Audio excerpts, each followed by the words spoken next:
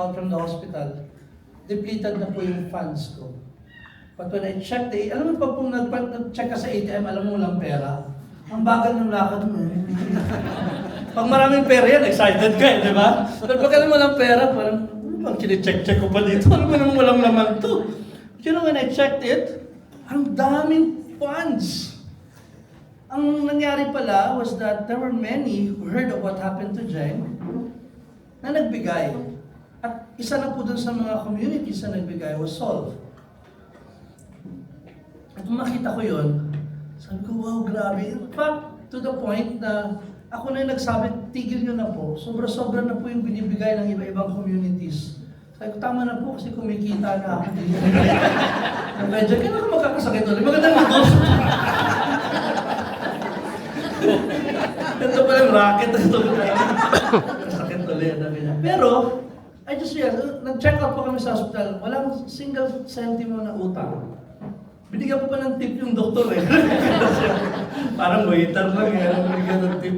But I really realized at that time that our faith is so valuable that no matter what we go through in life, if our faith is solid in the Lord, rock solid, the Lord will really provide for us. And the Lord will really come to us, whether we need financial provision, emotional provision, mental provision, physical provision. The gospel today says, di ba? Why are you so worried? Look at the birds in the air. The Lord provides for us. And this afternoon, I hope and pray that your faith will provide for what you need, whatever it may be. And to give us the talk on faith is a brother from the Ligaya ng Panginoon. By the way, I will introduce the speaker and sharer ng sabay. So para pagkatapos ng speaker, susunod na agad yung sharer. Our speaker is the executive producer of our online daily gospel reflection, Pathways of Hope. In fact, si Francis, where's Francis? He's a hope giver. He's one of those who give reflections, no? And siya lang ba? Siya pa lang from Seoul. His name is, he's a married man. He has 2 kids, and both of them, he and his wife are covenanted members of the Ligaya ng Panginoon. Our brother Pao Antonio, is Pao here? Alam mo ba is Pao here? Dapat nandito pa. And the sharer after him, come up here, is also another member of the Ligaya ng Panginoon. She's an executive of one of the companies here in Makati. But I think she's also one of those who are gifted with the gift of prophecy in our community. And she's a very good sister to me, and to Pao, and to many of us here. Together with her husband, unahin ko na yung husband, Emil is here. You know, wave, gaway, Emil, taas kamay, hindi mo makita na iba yan.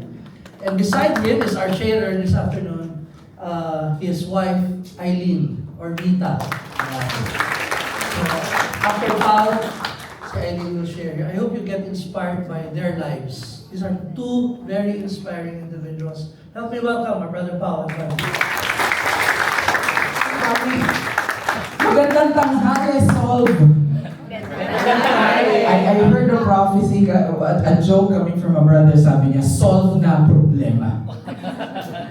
Are you ready? Yes. And today I'm really excited because I'm going to talk on very, very important topic sa buhay ko, which is faith.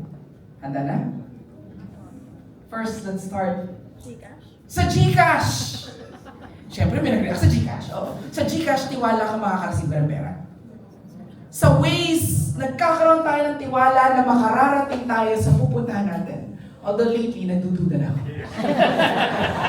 Nakasatawa mo pa. Sa aeroplano, kapag tayo, makararating tayo dun sa destinasyon.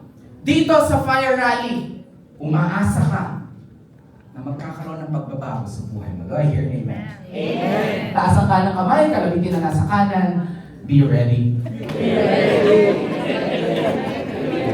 So, ang bagay na dapat natin maintindihan, ang tanong, ano ang pananampalataya or what is faith? I'm going to teach you 2 Hebrew words. First, pistis. Say pistis. Pistis. It's actually a Greek word which means faith. It actually allows us to trust with confidence and fidelity. Pistis can refer to both the act of believing in God and steadfast trustworthiness to a person. This way, naniniwala tayo. Can you please now raise your left hand? Sabihin mo sa tao na sa kaliwa mo, pistis. Pistis. Huwag mo lang mong sasabihin sa tao, kinaasaran mo, bawasan mo pa ng letra sa dulo. Wala akong sinabi, ikaw na nagtuloy. The other word that we have to understand is this, it's petomai. Sabihin nga, petomai. Which means I'm persuaded, I'm convinced, and I obey. Mga kapatid, faith does not signify not only the knowledge and affirmation of some faith, but also above all, it's a trusting commitment to one person. And that's our God. Minsan ginagawa din natin ito sa tao. Mga kapatid, there are 3 points I'm going to share with you. And let's start. First, faith is trust in the middle of uncertainty. We're going to read the Bible verse. Ang favor ko lang, ang babasahin nyo yung walang underline. Akin yung underline. Is it okay? Pampagising. Ready? From Matthew 14:28 to 29, let's start. Peter responded and said to him, Lord, if it is you, command me to come to you on the water. And he said, Come.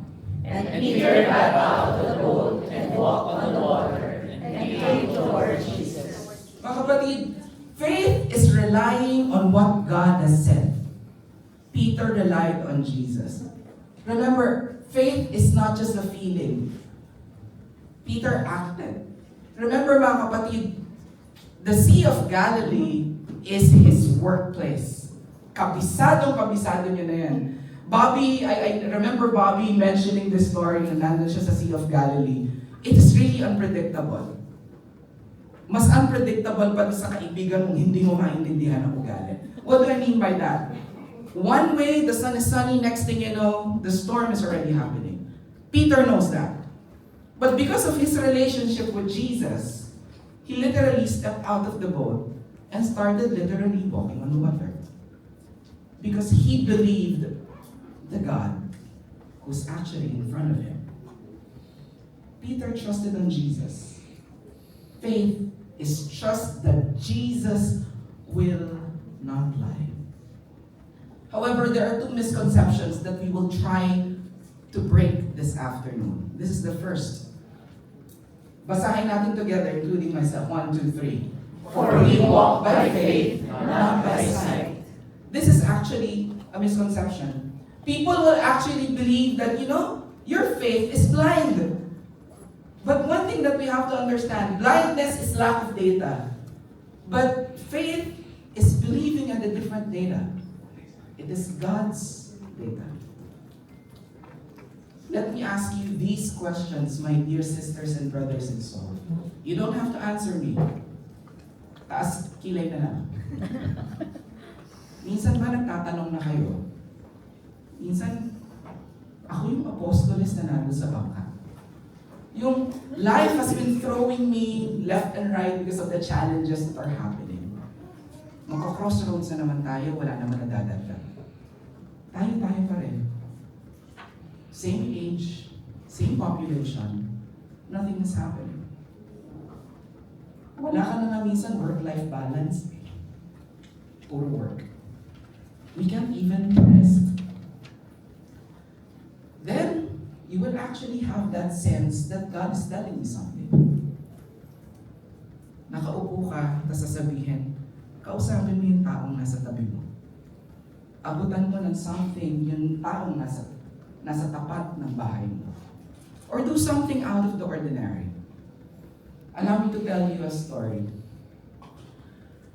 Catch Fire 2018. Catch Fire is an event bigger than this. Similar to this, may worship, may mass, may talk. Bobby is the main speaker. 2018, it happened sa Ormoc. Ganito po yung nangyari. After the event, pauwi na po kami. Pauwi na po kami, plane ride. Right next to me is a woman. Her name is Nina. Siya po yung nakasalamin. Anong nangyari po? This woman was not able to attend that activity. So sabi ko, may flight na po kasi siya going to Manila kasi OFW. So, I shared, next year there would be another catch fire. You may want to consider attending. She literally poured her heart the whole 1-hour event. I gave my panyo. Nabasa ang panyo. Sa'yo na yan. Sige, huwag mo na ibalik. Bigyan mo na lang ako ng piso. Yung mga nag-react, alam ko na edad nyo. But the point is this. A year after, 2019, there was this woman screaming at the top of her lungs, "Pow! Pow!" Ako naman, syempre, ang laki nun eh. Ormoc City. Gym. 5,000 people. Then I saw her. She was running from the bleachers down to the ground. And she was like saying, "Naaalala mo ba ako?" Hindi. Just kidding. You're Nina. We were together at the plane. She attended the Catch Fire rally. You know what's the best part? Ask me what. Wow. That day, she gave her heart to the Lord. Amen. Can you please give God that hand? But the best part is, hindi ko na alam what happened after. But I totally believe, because of that simple conversation of asking her, umadan ka next year, that became a seed of faith that allowed Nina to give her life to God, our Father. Number 2, faith demands action. Faith is not literally a description. Tatanungin ko uli kayo, do you want God to act in your life? Yes. Yes? Are you expecting God to act and to be faithful with His promises? Yes. I'm going to show you verbs. Sa Tagalog, pandiwa. A list of words that will tell you, in order for God to work, we have to move. But there's a reality we have to face. There's a difference between optimism and faith. Optimism is, we're hoping that everything's gonna be okay. Faith is what? It's a conviction that we will be okay, regardless of what the result will be. Faith is acting with conviction. Sa totoo lang, faith doesn't actually change the outcome. Sino binabago? Tayo. Tayo. Because we acted out of faith. Let me tell you a story. Favor, get your phone, take a photo. Why? 2 things. It will bring you to the page. There's a free book, published August 2020 by Bobby Kitain and Alvin Fabella. Just take a photo.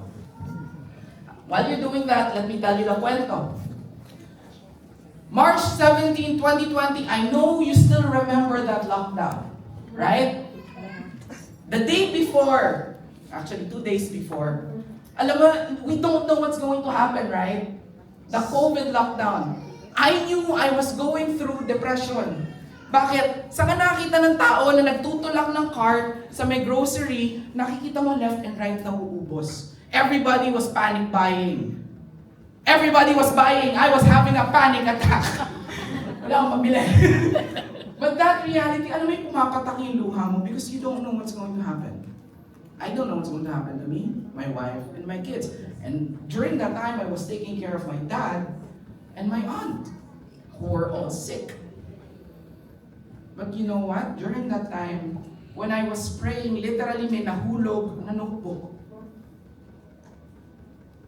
Esther 3:14, the famous one, which says, "For such a time as this." I called up a good friend of mine. Hello, Bobby.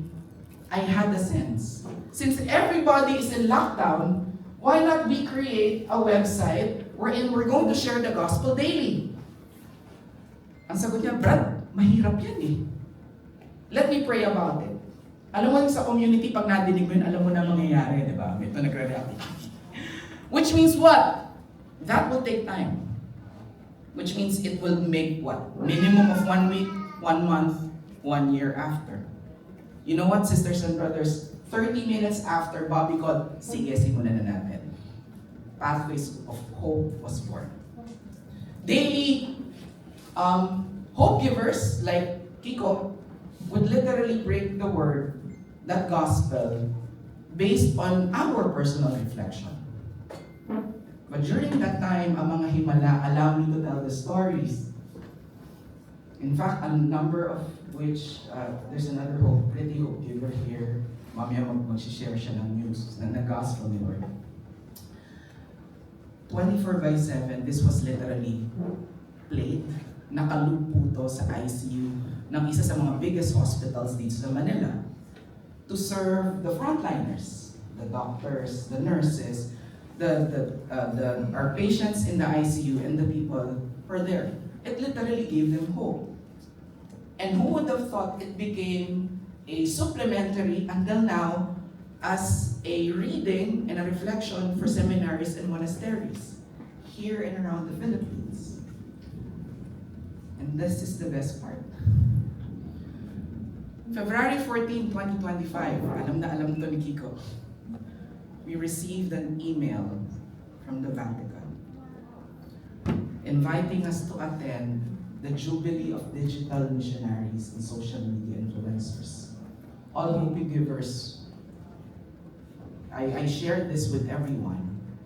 Imagine the Pope himself, well, the dicastery of communication invited us to be there. There were 63 delegates from the Philippines. There were only 1,000 delegates all over the world. POH is part of it. What's the point? We stepped out of the boat, believing that it is God who made it happen. 6 years after, we're still there through God's grace, making it happen. And now, POH is not just a group of Filipinos breaking the word. It is now a group of communities all over the world with even foreigners breaking that word in 2 languages. Through God's grace, baka maging 3 o 4 pa in Visayas or Ilocano. Bottom line, mga kapatid, if God actually asks you to do something, trust. Babaguhin ng Diyos ang buhay mo. Papuri sa Diyos. Bigyan natin siya. Next, faith is found in community. Natatanggap natin ang pananampalataya through many things. Through scriptures, through tradition, through testimonies of people sharing on your crossroad retreats, and even your small groups. Faith is sustained with what? Being with each other. When we're so tired, when we're so frustrated with life, when we're going through our own difficulties, when your loved ones are sick or dying, you have your sisters and brothers literally standing next to you. When you're going through those challenges, katulad ng sinabi ni Bobby, community allows us to be together. Faith is expressed with others. That's why it's very important to attend our small groups, our gatherings together in soul. And of course, the highest form of worship is the Mass. It's very important. Hindi lang sa linggo. If we can actually attend it on a daily basis, please do so. The Eucharist is so powerful. In fact, it's the highest form of worship. In summary, 3 things. Faith is trust in the middle of uncertainty. Faith demands action. And faith is found in community. My dear sisters and brothers, faith is entrusting our whole life to God. Let's face it, hindi natin talaga kayang tayo lang eh. Kailangan natin ng isa't isa. And let's face it, we are surrounded with great women and men who have been there, who's walking with us, and who will be walking with us until the end. Last story and last verse from Hebrew 11:1. Now faith is the assurance of things hoped for and the conviction of things not seen. Not sure if Kiko knows this story. huling kwento, you would see that I'm a normal guy and the only difference would be a U-shaped scar on the right side of my head. Ito ang aking kwento. 33 years ago, I'm already 47. Do the math. I woke up with a very bad headache, migraine. My sister Grace told me, ano, Pao, baka kailangan mo na mag-breakfast. So bumaba ako, kung anong kinain ko, pandesal at corned beef kasi yun yung available. After kong kumain ng agahan, sabi ko sa ate ko, te, masakit pa rin. Balik na lang muna ako sa kwarto. Bumalik ako sa room, the pain is still there. Sumuka ako. My sister asked, how painful is it? Sabi ko, te, parang binabarena yung ulo ko talaga. Second, I threw up again, a second time. My sister made the decision, i-rush na natin si Paul sa ospital. May nearby clinic there wherein the doctor is actually a cousin of ours. Nung pagkasampa ko sa likod ng kotse, third time, then blackout. Next thing I remember, I was literally at the ICU of the old medical city nung nasa likod pa siya ng San Miguel. It's a good thing when I woke up, my neurosurgeon was there with my sister and my mom. He patiently explained to me what happened. Here's what had happened. I had a condition known as AV malformation. Do we have a doctor or someone in the medical field in the room? Ferdy, you understand, right? AV malformation. For those other people who's not familiar, it's like this. Similar to an aneurysm, Ferdy, correct me if I'm wrong, right? But the condition is like this. Big vein, and there's an abnormal growth of a smaller vein in the middle.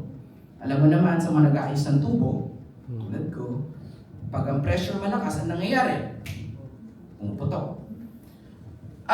Upon CT scan, yung blood clot po kasi was already as big as kamatis. Okay, so the doctor told my mom and my sister two things will happen. Please prepare for the funeral or vegetable state. But they opted to have the operation done. So the operation was 18 hours. Kaya siya tumagal ng gano'n kasi pagkabukas nung skull, they were able to see 20 other AV malformations. So I have 21. So he had to laser each and every one of them. So if you're going to look at my brain, may ganyang kalaking lalim na scar yan sa loob. Okay. Operation was successful. I'm back. Obviously, I'm talking to you unless I'm a ghost. But the side effects, these are the things that I'm going to share with you. First, migraine. Yeah, in fact, I had one Manny. So where I was doing my head massages a while ago. I was having one right now. I'm still having one right now. But instead of taking up medication, I opted to let it go kasi liver naman yung tatamaan sa akin. So I just have to live because I have 2 kids and I have 1 wife. And it's good.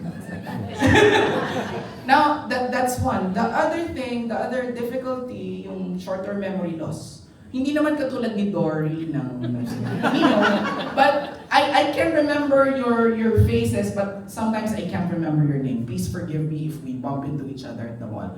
Do remind me, okay? And third, this is the most challenging. I have a condition known as sensory seizures. Seizures. Yeah, there are 2 types of seizure, di ba? Yung grand mal, the other one is sensory, pins and needles. Ganito nila. Bert, naramdaman mo na matusok ng karayom, di ba? Masakit? Ganito gawin natin. Imagine mo, from the top of your head down to the very sole of your feet, left side, since this is right, tinutusok ng karayom yan for 3 to 5 seconds. Ramdam mo pati yung pain sa heart at saka sa lungs mo.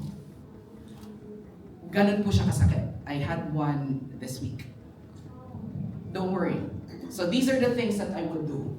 Instead of complaining, I would literally offer it for other people.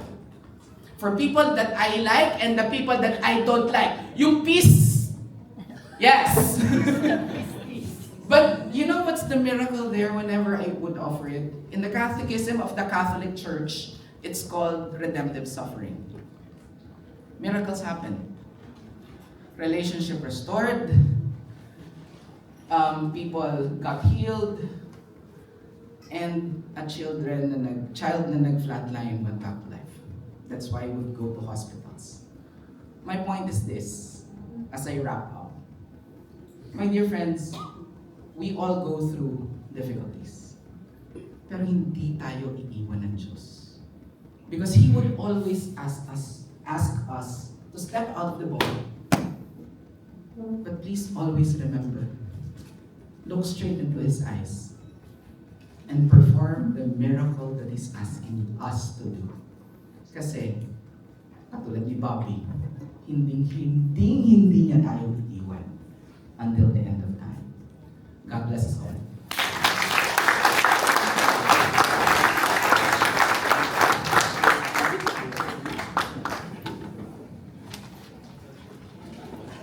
Good afternoon, brothers and sisters. So, my husband Emil and I were high school sweethearts for 11 years before we got married at 23. We have 3 beautiful children. Life was almost perfect, just as we had planned. But there was a point when Emil couldn't seem to find a stable job. He then turned his attention to taking care of our children and the household chores. While I climbed the ladder of success in my career, insecurities enveloped him. He felt unworthy, which profoundly impacted his actions. He tried to find outlets where he could feel superior to me and still maintain his perceived role as the family's person in charge. He engaged in different vices. Frustrations hit me. I felt I didn't deserve all that was happening. I reached the point where I didn't want to go home after office hours just to avoid the life we had then, which was far from what I had imagined. We had fights that led to blaming and cursing. The worst was when I felt that I didn't love Emil anymore, and even told him right to his face, hindi na kita mahal, maghiwalay na tayo. That night, I felt too much pain, which led me to utter a simple prayer, but the most powerful prayer I've ever said. Lord, sobrang sakit na nito. Please, sa'yo na to. Lo and behold, God's answer was so quick.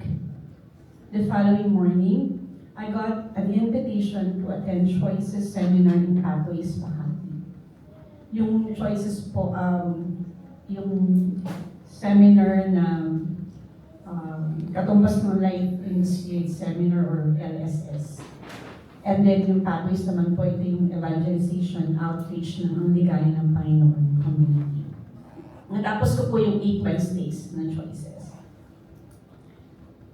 I accepted God as my Lord and personal Savior in 2012.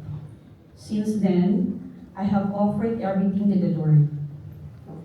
I encountered the Lord during my prayer time and immersed myself in scripture readings. The Lord's promises to me through daily readings kept me at peace despite Emil's indifference.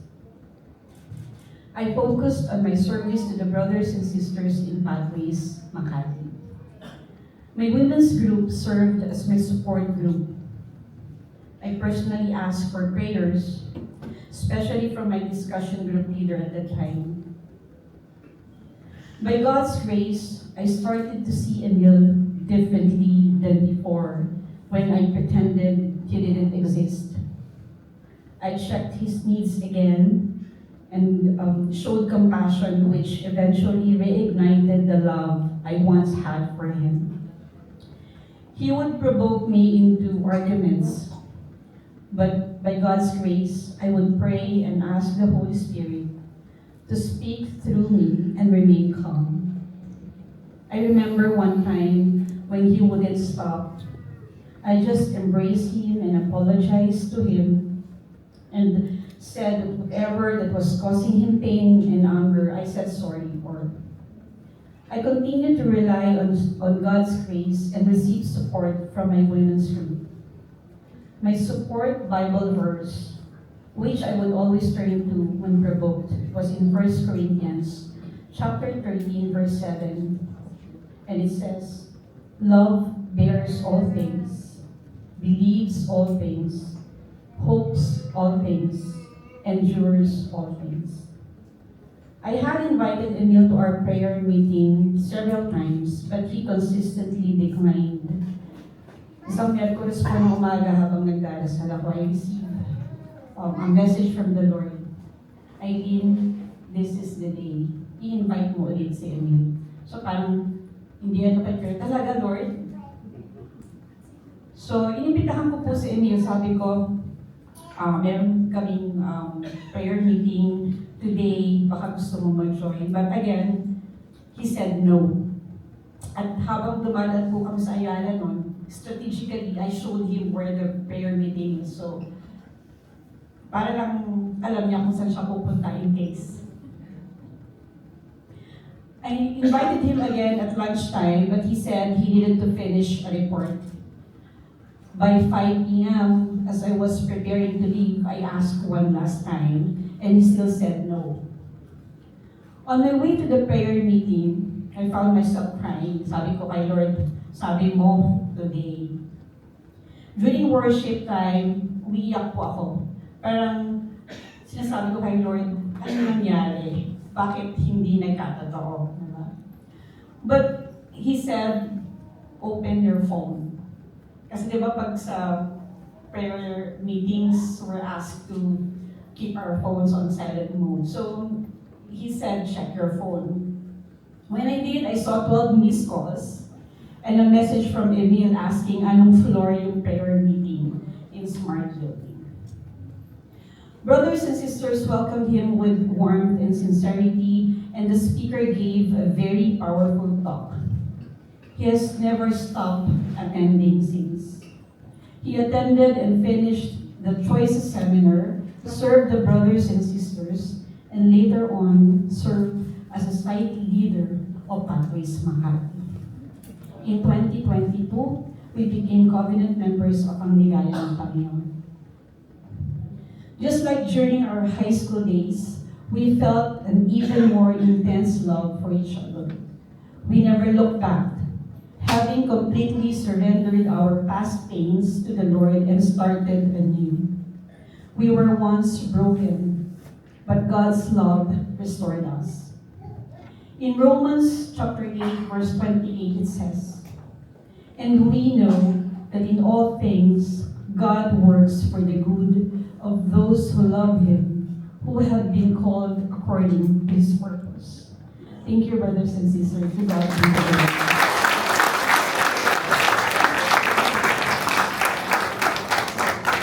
Salamat, Paul. Salamat, Eileen. Faith is never static, brothers and sisters. It's not just an emotion. Faith is active. Everybody say the word active. Active. Like what Paul said, Peter had to step out of the boat for him to be able to see the miracle of walking on the water.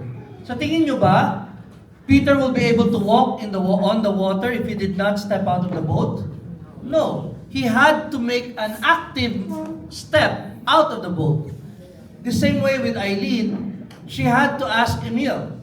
She could have just prayed and prayed and prayed and said, sana dumating siya one of these days sa prayer. No, she actually acted on what she heard from the Lord in faith. Now, sometimes active faith is not comfortable. She had to get out of the boat for her to see the miracle of walking on the water. And walking on the water, in her case, is right in front of us now, Emil, beside her. The same thing with Pao, a walking miracle in himself. Brothers and sisters, my question before we move to the second part is, what is it that God is asking you in faith right now? What is it that God is asking you to do in faith right now? And I know it might be difficult for you, but if God is asking you that, can you dialogue with the Lord as we sing the next song, as we sing the song Still?